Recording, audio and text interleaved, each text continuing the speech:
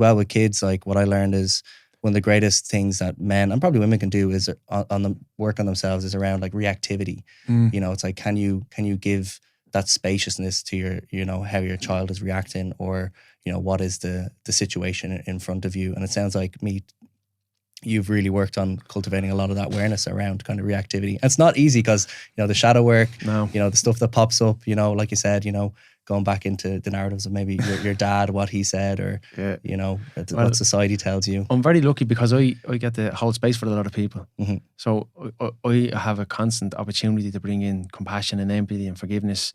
Because when I hear someone else's story, I'm like, what would I do? No, I don't do that in the moment, but I'm able to reflect on it. I was like, what that person is going through. And it's easy for me to say what I'd do, but I'm reminded of what I'd do in that situation. So it's like, I could say, in my head, it's like, forgive the person. Mm-hmm. But in their head, it's like World War III. So what's the even point in going there with that? You nurture to another space. But for me, I'm able to reflect on those moments. So when anything is coming up in my life, I'm able to always use the tools, and I'm constantly regurgitating or telling myself all the time. It's like, what would I do? What would I do? What would I do? What would I do? Oh, here's an opportunity.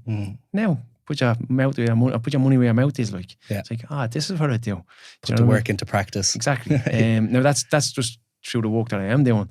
And then there's also offering yourself up to actually go to a facilitator and participate in actual doing real deep work where you can bring out your shadow without feeling the shame or the guilt or anything like that. You can bring it up and say, this is me, all me glory. I need help.